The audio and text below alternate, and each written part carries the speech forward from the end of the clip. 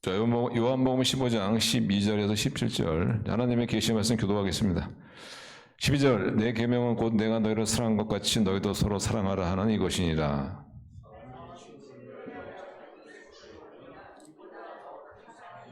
너희는 내가 명하는 대로 행하면 곧 나의 친구라.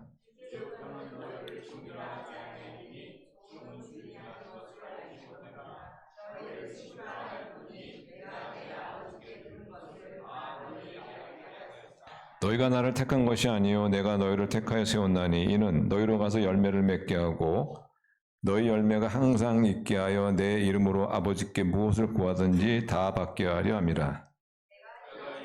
너에게 명함은 너희로 서로 사랑하게 하려 함이라. 여러분 아시겠지만 요한복음 15장은 예수님께서 제자를 위해 세상을 위해 그리고 다가오는 그 미래의 크리스천들을 위해서 하신 그런 마지막 기도라고 할 수 있습니다. 일종의 예수님의 마지막 유언이죠. 그래서 오늘도 예수님의 마지막 지상에 있을 때 마지막 유언과 같은 그런 말씀을 나누고자 합니다. 우리 조금 전에도 잠시 전에도 우리가 사랑에 관한 찬양을 했습니다만은 사랑에 관한 찬양을 한다든가 사랑하는 이야기를 하면은 참 마음이 훈훈해집니다. 그러면서 또한 동시에 또한 부담이 됩니다. 부담감을 느낍니다. 왜 부담감을 느끼냐? 우리에게는 사랑하는 능력이 많이 부족하기 때문에 그렇습니다. 제가 예수님을 믿고 성경을 읽으면서 아주 좀 황당함을 느꼈던 그런 구절이 있어요. 그게 어떤 구절이냐면은 예수님께 그 율법학자가 와서 예수님께 이런 질문을 합니다. 어떤 것이 가장 크고 첫째된 계명입니까? 그때 예수님께서 이렇게 대답을 하셨습니다. 마태복음 한번 보시면은 마태복음 보시면 이렇게 나와 있죠. 선생님, 율법 중에서 어느 계명이 크니까? 그때 예수님께서 이렇게 대답하셨어요. 내 마음을 다하고 목숨을 다하고 뜻을 다하여 주 너희 하나님을 사랑하라 하셨으니 이것이 크고 첫째 되는 계명이요. 저는 사실 이 말씀이 좀 하나님은 너무하시지 않느냐 이런 좀 생각이 들었습니다. 처음에 뭐 제 마음도 뜻도 생명도 다 주면은 그러면 나는 뭐만 남느냐? 껍데기만 남느냐? 야 정말 하나님께서 너무하신 게 아니냐? 잘 하나님이 그랬었는데 나중에 이제 하나님의 사랑을 깨닫고 제가 그렇구나. 이게 사실 하나님께서 이미 저에게 이렇게 하신 것이죠. 저에게. 그래서 하나님의 사랑을 깨닫고 나서 제가 이 말씀을 이해냈지만 두 번째 그 계명이 또한 제가 좀 이해하기 어려운 계명이었습니다. 39절 보시면은 39절 40절 보시면 이렇게 나오죠. 둘째도 그와 같으니 내 이웃을 내 자신과 같이 사랑하라 하셨으니 이 두 계명이 온 율법과 선지자의 강령이라. 그러면서 둘째도 내 이웃을 내 자신과 같이 사랑하라. 내 몸과 같이 사랑하라. 사실 저도 이 말씀이 좀 이해하기 좀 어려웠어요. 처음에는 이웃을 내 몸처럼 사랑하려면 어느 정도로 사랑해야 되는 것인가? 어떻게 사랑해야 되는 것인가? 이게 좀 애매모호하더라고요. 근데 이게 그냥 대충 넘길 수 없는 것이 이게 가장 중요한 계명이거든요. 이 계명을 가르쳐서 우리가 영어로 Great Commandment라고 하죠. Great Commandment. 그다음에 또 하나 주신 위대한 사명이 있죠. 너희는 모든 족속 제자를 삼아라. 이것을 이렇게 우리는 Great Commission 이렇게 말합니다. 그러면 우리의 신앙에서 가장 중요한 위대한 이 계명을 그냥 이렇게 대충 넘기기가 쉽지 않잖아요. 그래서 이웃을 내 몸처럼 사랑하는 것이 뭐냐? 어느 정도로 사랑해야 되는 것이냐? 아니 그럼 어떻게 사랑해야 되는 것이냐?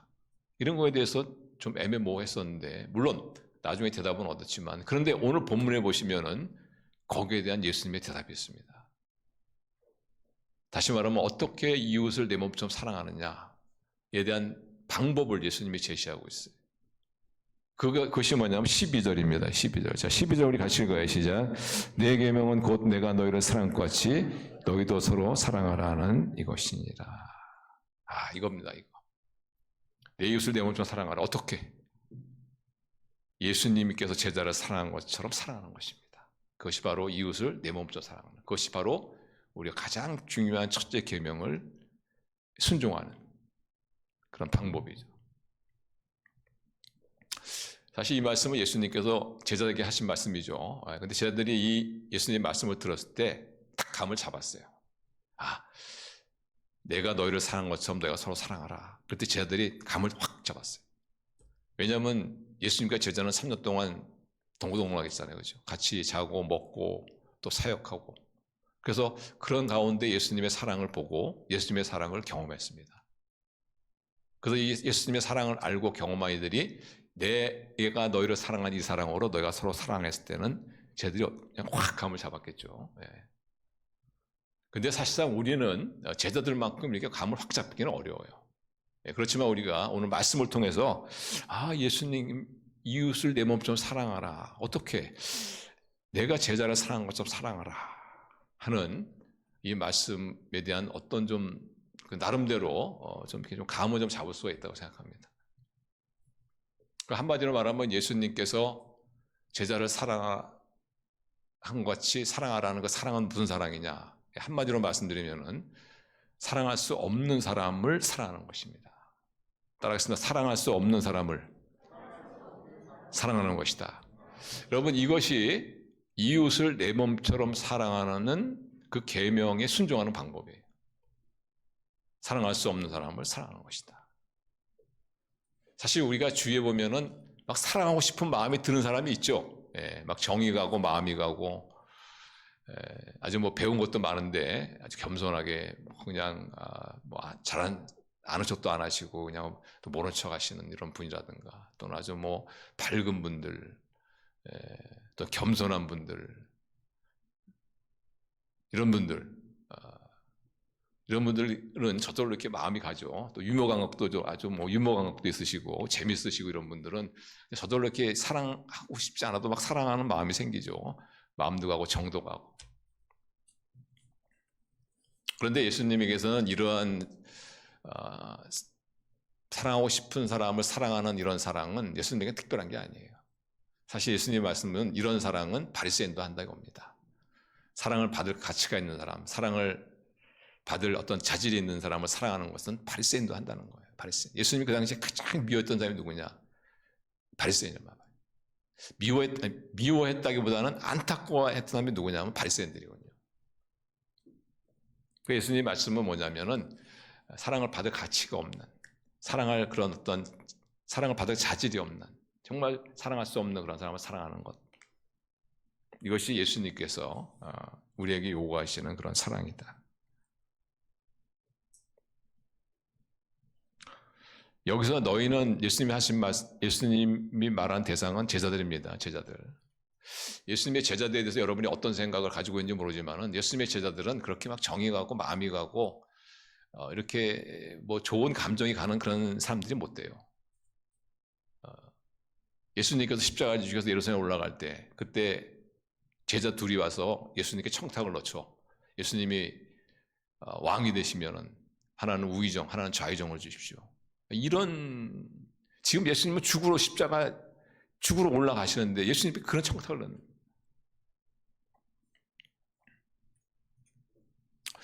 예수님 제자들은 어떤 사람들이냐? 누가 크냐를 가지고 싸웠던 사람들이. 그러니까 자기가 서로 크다고 막 참 철없는 사람들이죠. 또 예수님의 제자들은 어떤 사람이냐? 뭐 예수님께서 제자들과 함께 사마리아를 지나가려고 할 때 사마리아 사람들이 못 가게 하잖아요. 막 못 가게 하지 않습니까? 그때 그 제자 중에 한 사람이 예수님께 뭐라고 그래요? 주님, 하늘에서 불을 내려서 당장 저들을 다 불태워 죽이십시오. 얼마나 잔인한 그런 사람이죠. 그 사람이 누군지 아세요? 요한. 사랑의 사도한 요한이. 나중에 이제 그런 사랑의 사도가 되었지만 얼마나 요한이 어떻게 잔인한 사람인지 몰라요. 예수님의 제자들은 어떤 사람이었냐? 어떤 사람이 예수님의 이름으로 막 침례를 주려고 할 때 그들이 자기를 따르지 않는다는 이유 때문에 침례를 못 주게 했던, 그리고 예수님께 가서는 저들이 침례 주는 것을 막아주십시오라고 했던 사람, 얼마나 배타적인 사람인지 몰라요. 그러니까 자기를 따라야지 자기들이 인정해 주는 거지, 자기를 따르지 않고 예수님의 이름으로 행하는 자들을 다 배척했던 사람. 특별히 예수님의 제자들은 어떤 사람이냐면요, 좀 아둔한 사람이에요. 잘 깨닫지를 못해. 그래서 예수님께서 반복해서 계속 반복해서 얘기해도 나중에 되면 또 딴소리 하고 있어요. 얼마나 깨닫기를 더디하고 막 야둔한 사람이죠. 그런데 예수님께서 이렇게 잔인하고 배타적이고 그리고 깨닫기를 더디하는, 그리고 싸우기 좋아하는, 그리고는 죽으러 가는 사람한테 인사청탁이나 넣는 이런 사람들을 어떻게 예수님은 사랑하셨죠. 기꺼이 이 사람들을 위해서, 이 제자를 위해서 십자가에서 당신의 몸을 내주지 않았습니까? 죽기까지 사랑하죠. 죽기까지. 예수님은요, 예수님의 제자들이 깨닫지 못했을 때 한 번도 화낸 적이 없어요. 좀 한탄하죠. 좀 안타깝다.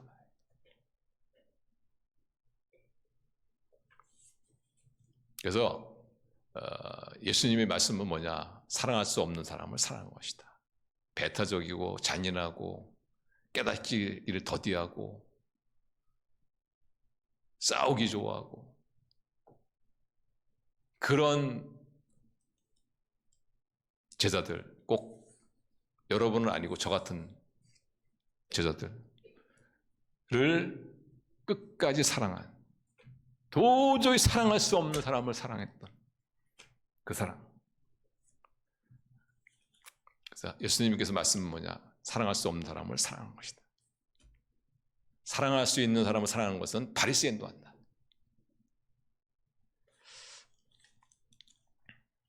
이런 말씀드리면 어떤 분은 그래도 그렇지 어떻게.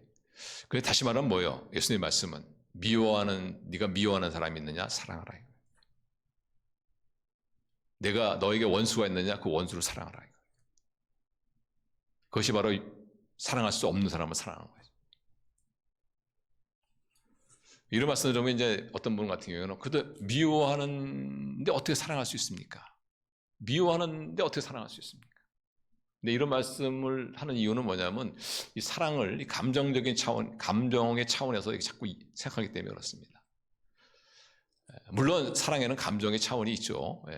요소가 있습니다. 그러나 성경에서 사랑을 얘기할 때 가장 기본적인 것은 뭐냐면은 감정적 차원이 아니고 의지적 차원이에요. 의지적 결단.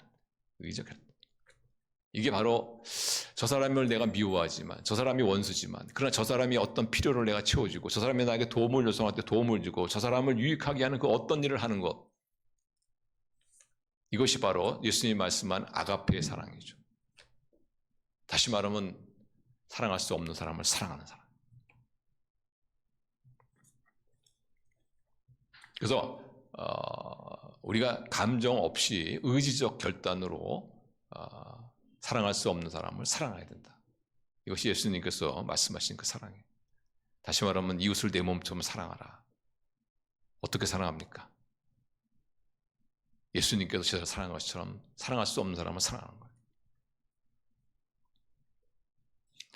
그래서 성경에서 얘기할 때 사랑은 의지적 결단을 말합니다. 그래도 이런 말씀드리면 그래도 그렇지 어떻게 이 감정 없이 어떤 의지적 결단만 가지고 사랑할 수 있습니까? 근데 예수님의 요지는 이겁니다. 우리가 어떤 사랑하는 마음이, 우리가 어떤 좀 싫어하는 사람이 있어요. 미워하는 사람이 있어요.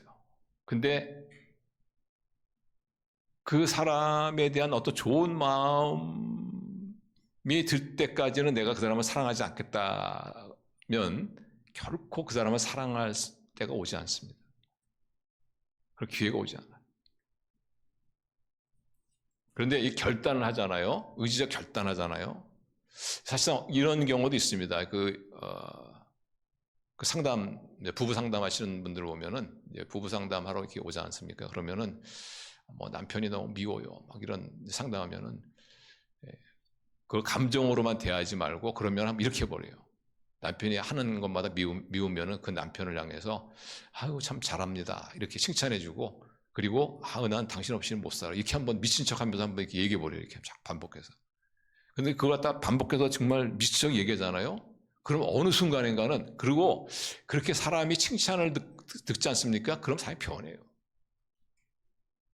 인간에게는 양심이라는 것이 있기 때문에 자기가 안 좋은 행동을 함에도 불구하고 격려해주고 칭찬하잖아요. 사람은 변한다. 그리고 자기가 계속 반복해서 그런 얘기를 하다 보면은 진짜 그런 감정이 드는 거예요. 내가 어떤 사람에게 섭섭한 마음이 있어. 그렇지만 내가 참 의지적으로 노력합니다. 의지적으로 노력해요. 좋은 참 괜찮은, 그렇지만 그분에게는 또 좋은 점이 있으니까 그 좋은 점도 괜찮은 분이다. 또 좋은 감정, 좋은 이렇게 마음으로 이렇게 대하다 보면은 반복적으로 하다 보면 어떻게 해요? 또 좋은 마음이 생겨요. 또 인간이 그렇다니까. 그리고 이 말이라는 것은 이 파워가 있기 때문에 반복해서 하다 보면 진짜 그 말에는 파워가 있기 때문에 말이지. 그래서 예수님의 요지는 이거예요. 우리가 연애할 때처럼 그런 어떤 간질간질거리는 그런 감정이 싹틀 때까지 기다려서는 우리가 결코 사랑할 수 없는 사람을 사랑할 수 있는 기회가 오지 않는다. 그러니까 내가 의지적으로 결단하고 우리가 반복적으로 이야기하고 행동하면은 그럼 감정도 따라온다.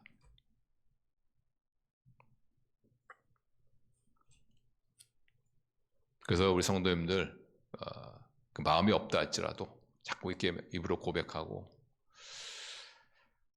또 의지로 실천하면 어떻게 해요? 감정이 따라옵니다. 감정이 따라와요. 우리가 정말 사랑하는 자녀를 대하듯이 그런 감정으로, 또는 사랑하는 어떤 여인을 대하는 그런 감정으로 우리가 할 수 있다면 얼마나 좋습니까만은 또 그렇지 않은 경우가 우리의 인생에서 많죠. 그러나 그런 상황에서도 우리가 사랑할 수 없는 사람을 사랑하는 것. 어떤 의지적 결단의 반복을 통해서.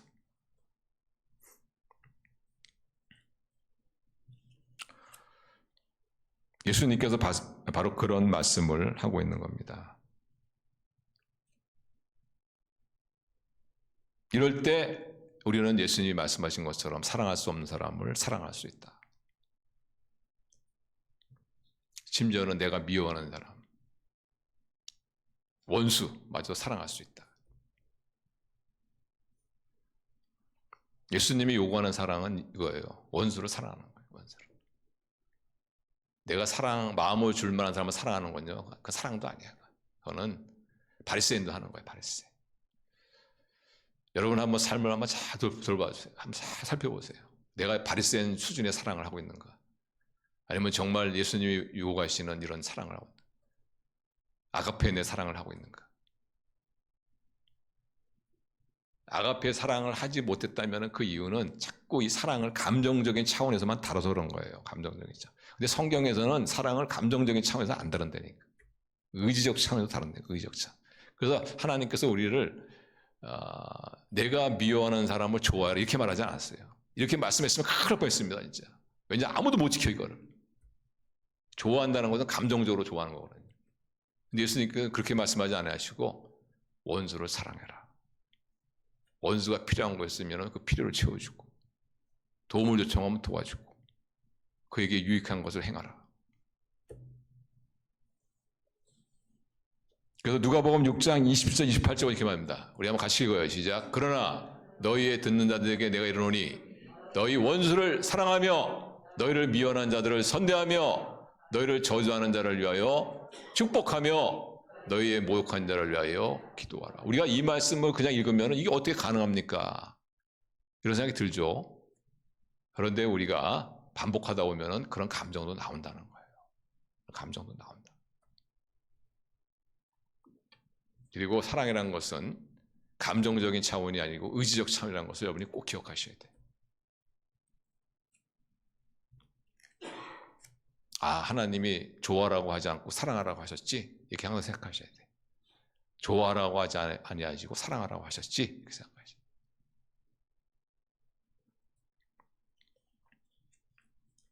그래도 우리가 또 든 생각이 뭐냐면, 아무리 그래도 내가 미워하는 사람을 뭐 말로 행동으로 반복해가지고 해서 뭐 나의 감정이 따라오게 하고, 이게 너무 힘들지 않습니까? 힘들죠, 사실.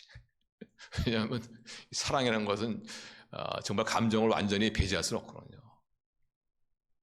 그래서 사랑할 수 없는 사람을 의지적으로 사랑하되 그래도 뭔가 감정이 좀 따라오는 좀 그것을 우리는 필요로 합니다. 그래서 한 가지 제안한 것이 바로 반복적으로 되풀이하다 보면은 감정도 쫓아온다 하는 거고, 또 하나 그 다른 방법이 또 있긴 있어요. 그것을 예수님께서 이렇게 말씀하십니다. 힌트를 좀 얻을 수 있는 구절이 있어요. 자, 15장 9절 보세요. 15장 9절. 이것도 이거 아까 했던 거. 자, 15장 9절 같이 읽어요. 15장 9절 같이 읽어요. 시작. 아버지께서 나를 사랑하신 것 같이 나도 너희를 사랑하였으니 나의 사랑 안에 거하라. 이게 무슨 말씀이냐면, 자, 예수님께서 제자를 사랑하셨습니다. 근데 그 전에 어떤 일이 있었냐면 하나님께서 예수님을 사랑하셨어요. 그래서 예수님은 그 하나님의 사랑을 경험하고 그 사랑으로 제자를 사랑하셨다. 사실 예수님은 하나님의 사랑이 필요 없죠. 그러나 샘플링을 위해서 예수님께서 그렇게 말씀하시는 거예요. 그래서 우리가 사랑이라는 것은 의지적 결단이지만은 그도 의지적 결단에 플러스 뭔가 감정적인 사랑하는 그런 어떤 감정을 느끼기 위한 좋은 방법이 뭐냐? 나를 향한 하나님의 사랑을 묵상하는 거예요.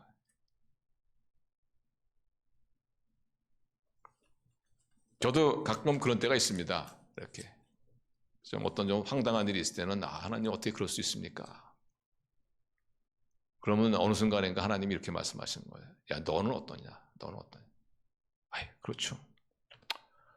저도 그런데 이런 저를 갖다가 하나님께서 용서해 주시고 용납해 주셨는데 어떻게 제가 좀 속상한 그런 사람을 제가 이해하지 못하겠습니까? 우리가 정말 하나님의, 나를 향한 하나님의 사랑, 얼마나 우리가 부족함이 많습니까? 얼마나 우리가 교만하고 못됐습니까? 그런 우리를 하나님이 어떤 사랑으로 사랑하셨습니까? 그 사랑을 우리가 깨달으면 어떻게 해요? 우리가 사랑하기 힘든 사람도 사랑할 수 있다. 감정적인 차원에서라도, 감정적인 차원을 플러스해서.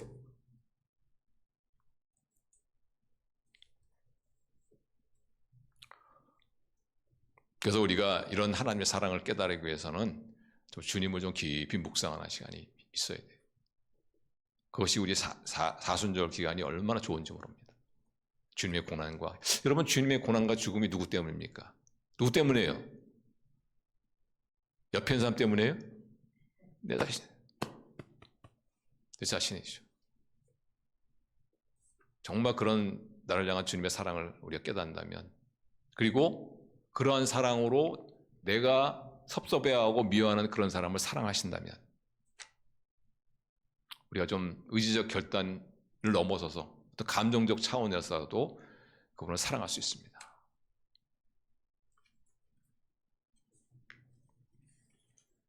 그래서 성도님들 바쁘시죠? 아무리 바쁘셔도 좀 이 사순절 기간 동안에는 나에게 쏟아부으신 그 하나님의 사랑과 은혜를 좀 이렇게 깨달으세요. 좀 묵상하시고. 할렐루야! 그래야 인간이 됩니다. 그래야 인간이 되는 거예요. 그래야 정말 크리스찬 같다는 크리스찬이 되는 거예요. 우리가 하나님의 사랑과 은혜를 우리가 점점 희미해지잖아요. 그럼 우리가 짐승이 됩니다.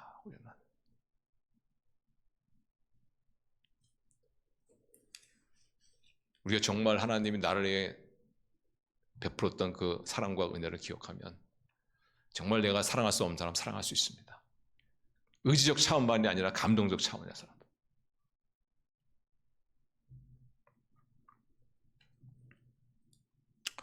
그래서 예수님께서 말씀하시는 건 이거예요.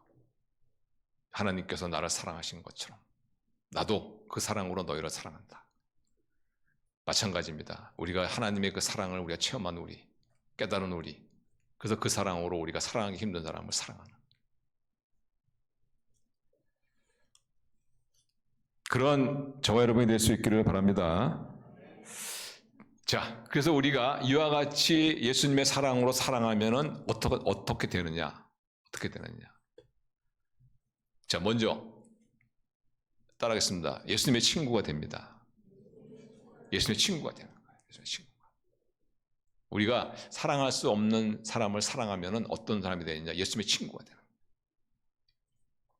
참 우리가 예수님의 친구가 된다는 것은 굉장한 특권이죠. 굉장한 특권.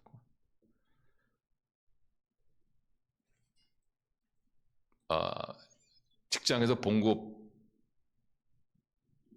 한 달에 한 50만 원 올라가는 것보다도요, 예수님 친구 되는 게 좋습니다.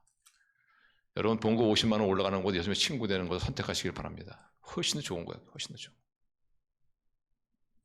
우리가 좀 유능한 사람, 좀 능력 있는 사람의 친구가 되면 어떻게 해요? 뭐 굉장히 프라우드하게 생각하지 않습니까? 자랑스럽게 생각하지 않습니까? 만약 윤석열 대통령이 나하고 친구예요. 그러면 대통령이 친구입니다. 얼마나 참 근데 우리가 예수님의 친구다. 대단한 거죠. 하늘과 땅의 모든 건설을 하신 그분의 친구다. 대단한 얘기. 여기 종하고 친구하고 차이점이 뭡니까? 종은 뭐예요? 시킨 대로 하는 사람이죠. 주인이 어떤 생각을 하고 있는지, 주인이 어떤 일을 의논하지도 않습니다. 그런데 친구는 뭐냐? 모든 걸 다 나누는 거예요. 의논하고, 이야기하고, 어떻게 생각하냐? 꿈도 나누고, 비전도 나누고, 어떤 음성도 들려주고, 그것도 주인의 마음과 계획도 알려주고 말이지. 친구죠, 친구.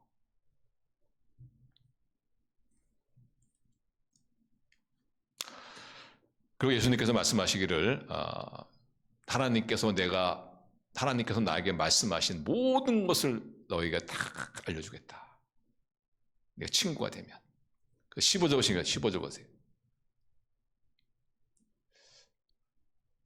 자, 15절. 자, 우리 같이 읽어요. 시작. 이제부터는 너희를 종이라 하지 아니하리니 종은 주인이 하는 것을 알지 못함이라. 너희를 친구라 하였노니 내가 내 아버지께 다 너희에게 알게 하였습니다. 다 알려주겠다. 우리 가운데는 하나님의 음성을 듣기를 정말 사모하는 사람이 있죠. 하나님의 음성을 듣는 분도 계실 것이고 아마 모든 사람들이 하나님의 음성을 한번 들어봤으면 좋겠다. 이렇게 아마 이런 마음이 있을 텐데 하나님의 음성을 듣는 방법이 뭔지 아세요? 예수님 친구 되면 돼요. 예수님 친구 되면. 예수님의 친구는 어떻게 되는지 아세요? 사랑할 수 없는 사람은 사랑하면 됩니다. 그러니까 우리가 사랑할 수 없는 사람은 사랑하면 어떻게 해요? 하나님의 음성을 듣는 거예요. 크고 놀라운 비밀들을 하나님께서 다 말씀해 주신다. 앞으로의 너의 계획과 장래가 어떤 일이 어떻게 전개되어질까? 하나님께서 나와 함께 같이 그런 꿈을 나눠주는 놀라운 특권이죠. 그래서 우리 성도님들, 그런데 내 안에 좀 어떤 미워하는 사람, 싫어하는 사람, 또 섭섭해하는 사람,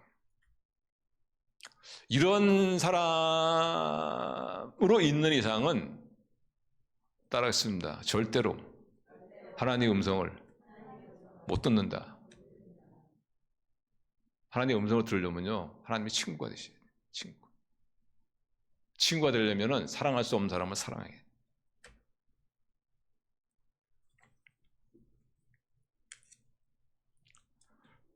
여러분의 마음 가운데 미워하는 사람이 있으면 안 돼요. 그러면 목사님은 미워하는 사람도 없고 싫어하는 사람도 없습니까? 없습니다. 싫어하는 사람이 가끔 있어요. 근데 미워하는 사람은 없어요. 근데 싫어하는 사람이 가끔 있기 때문에 제가 회기도해요. 회기도. 그래서 회기도하면 예수님께서요, 그래, 너는 나의 친구다. 그리고 하나님의 음성을 듣게 됩니다. 어떤 분은 그 마음속에 미워하는 사람, 싫어하는 사람, 정말 막 섭섭한 사람, 이런 사람을 가득 담아놓고 하나님의 음성을 듣는다고 하는데 그거 다 거짓말이에요. 하나님의 음성은 절대 들리지 않습니다.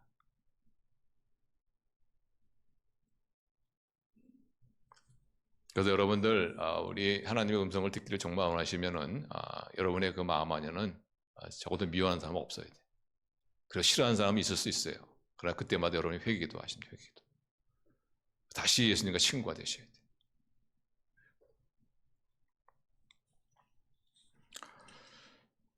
우리가 사랑할 수 없는 사람을 사랑해서 친구 된다는 걸 꼭 깨달으셔서 우리 예수님의 친구 되시고 우리 예수님의 하나님의 음성을 들으시는 그런 저와 여러분 될 수 있기를 바랍니다. 예수님께서 15절 친구 이야기를 하시고 또 바로 16절에 좀 흥미있는 말씀을 하십니다. 16절 한번 보세요. 16절 같이 읽어요. 시작. 너희가 나를 택한 것이 아니요 내가 너희를 택하여 세웠나니 이는 너희로 가서 열매를 맺게 하고 또 너희 열매가 항상 있게 하여 내 이름으로 아버지께 무엇을 구하든지 다 받게 하려 함이라. 정말 우리가 사랑할 수 없는 사람을 사랑해서 친구가 된다.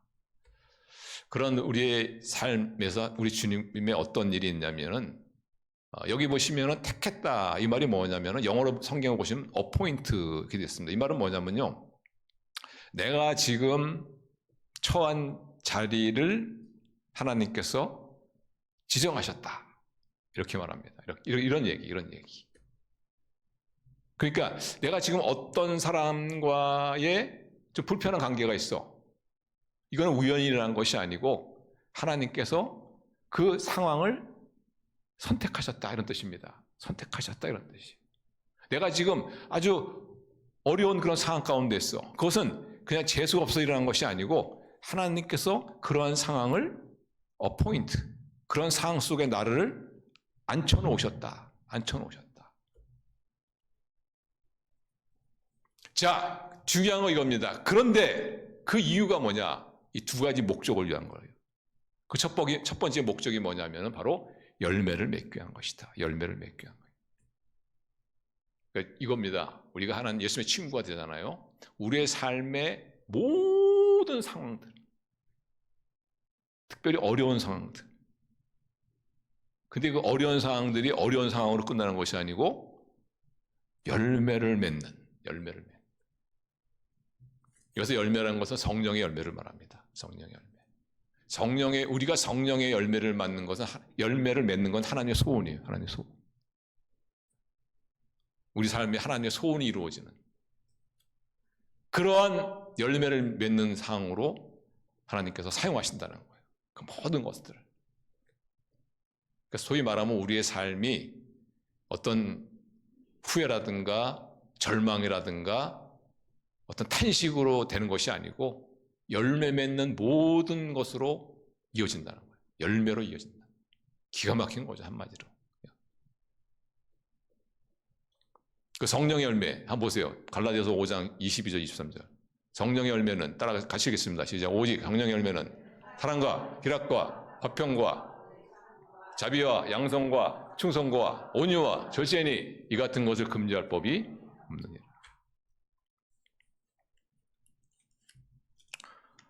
그래서 우리 성도님들 혹시 요즘에 어떤 사람과 불편한 관계에 있습니까?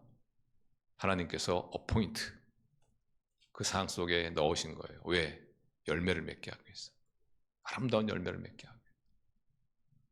성령의 열매를 맺게 하기 위해서. 가장 여기에 어울리는 성경 구절이 로마서 8장 28절. 로마서 8장 28절 보세요. 우리가 알거니와 하나님을 사랑하는 자 곧 그의 뜻대로 부르심을 입은 자들에게는 모든 것이 합력하여 선을 이루니라. 참 제가 성경 말씀 가운데 제가 좋아하는 말씀 딱 두 구절, 좋아하는 말씀 두 구절인데 이 말씀하고 마태복음 6장 33절 말씀입니다. 근데 제가 이 말씀은 제가 이 말씀의 내용을 이해하고 제가 너무 좋아가지고 이 말씀을 믿었어요. 왜 믿었냐? 하나님 말씀이니까 믿었어. 여러분, 하나님 말씀에서 말씀하시는 건 믿으시길 바랍니다. 네.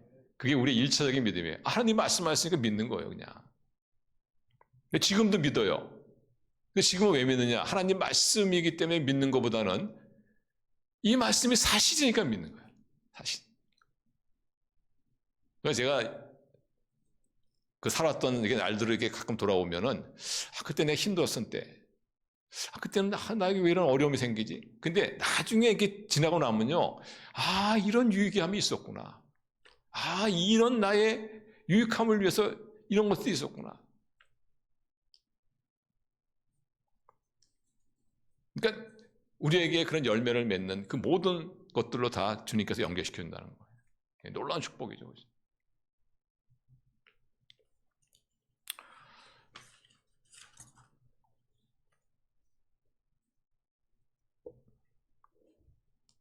그래서 우리가 이렇게 열매를 맺을 때 보면 대부분 권고할 때 그래요. 권고할 때. 근데 그 공고하는 것마저도 하나님께서 예수님의 친구가, 사랑할 수 없는 사람을 사랑하는 예수님의 친구가 되어지면은 그 공고할 때마저도 우리에게는 아름다운 열매를 맺는, 열매로 연결시켜 준다는 겁니다. 열매로.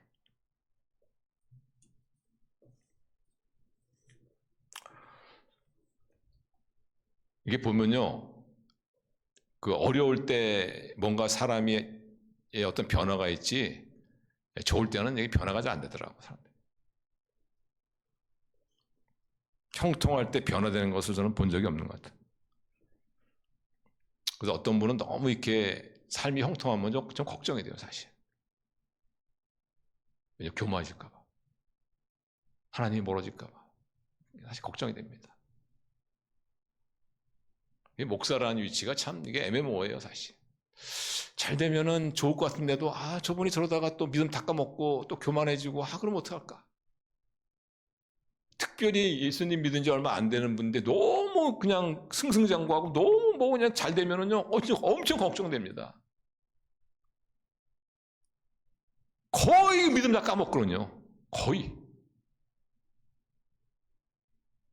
야, 썩어 없어지. 그거 몇 번, 그거 먹고 좀 지르려다가 말이죠. 영원한 그 축복을 다 집어던지고 팽개치고, 얼마나 그게 안타까운 일이에요.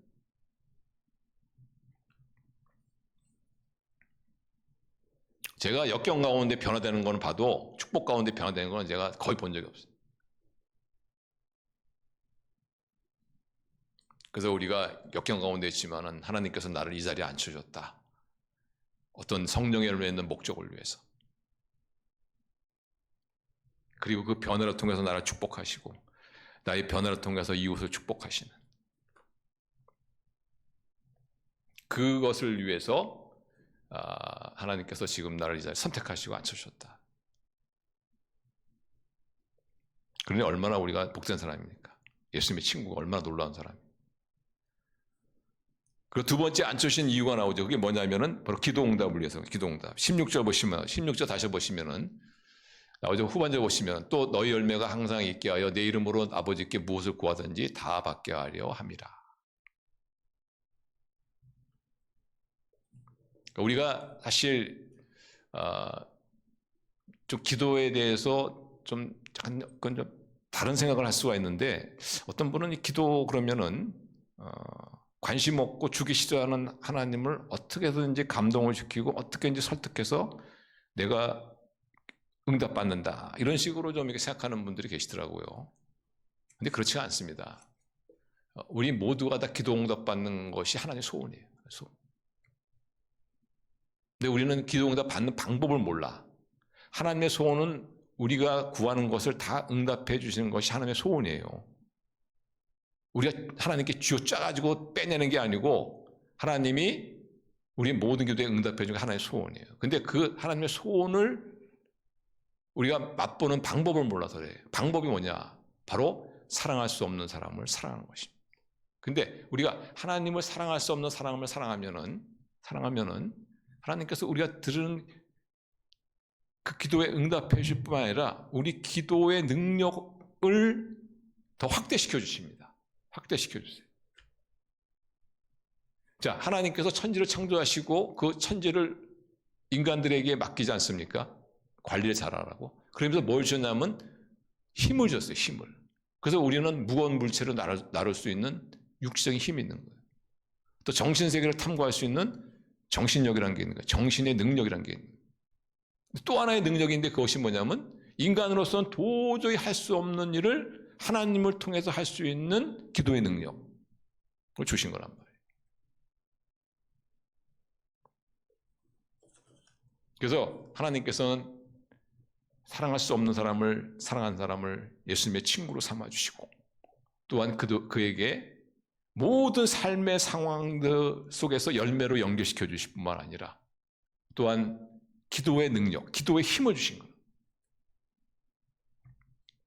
그래서 기도의 힘을 주셔서 뭘 하시냐면은 물론 그 기도응답을 통해서 나를 위한 또 내 가족을 위한 기도응답도 있지만은 그 기도의 영역을 확장시켜 주는 거예요. 그래서 하나님과 이웃을 섬기는 그 영역을 확장시켜 주는 것이죠. 사실 우리는 기도 그러면은 그냥 뭐 내가 원하는 것 하나님께 아뢰는 거 이렇게 생각하지 않습니까? 근데 기도의 영역은 그 정도가 아니에요. 기도의 능력이라는 것은 하나님 나라와 이웃을 섬기는,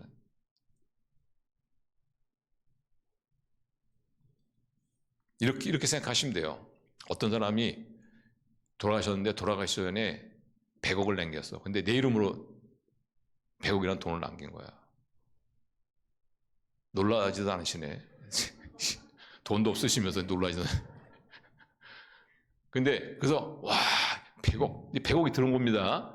100억이 이제 유산을 물려받은 거예요. 그래가지고 야, 이거 뭐하지? 막 그런데 보니까 유언장인데 유언장에 거기 읽어보니까 당신을 위해서는 조금만 쓰고 그러나 이웃을 위해서는 나머지 돈을 쓰십시오. 이렇게 되는. 우리의 기도의 능력이라는 것이 마치 이와 같은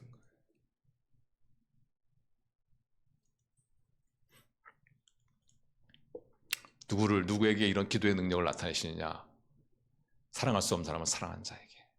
그래서 예수님의 친구로 삼으시고 그 친구를 통한 하나님의 기도의 영역, 기도의 능력을 나타내시겠다.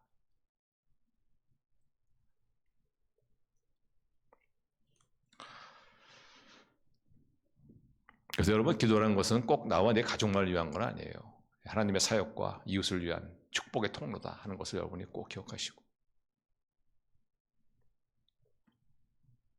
우리 사순절 기간 동안에 우리 주님께서 십자가의 죽음을 앞두고 하신 말씀을 오늘 좀 함께 나누었습니다. 주님께서 말씀하시기를 내 이웃을 내 몸처럼 사랑하라. 어떻게 사랑해야 할까요? 주님이 대답하셨습니다. 사랑할 수 없는 사람을 사랑하는 것이다. 내가 제자를 사랑한 것처럼 너희가 서로 사랑하라. 여러분, 사랑할 수 없는 사람을 사랑하는, 그래서 우리 예수님의 친구가 되시기를 바랍니다. 그래서 이 사순절 기간 동안에 여러분의 마음 가운데 혹시라도 미워하는 사람, 섭섭해하는 사람, 싫어하는 사람이 있으면 그런 사람이 있으면 안 돼요. 싹 해결해야 돼. 회개 싹 해결하고 다시 예수님의 친구가 되셔서 우리 하나님의 음성을 들으실 뿐 아니라 또한 우리의 삶에 일어나는 모든 일을 통해서 선한 열매로 맺게 하시는 하나님의 능력을 체험할 뿐 아니라 또한 기도의 영역이 더 확장되어지는,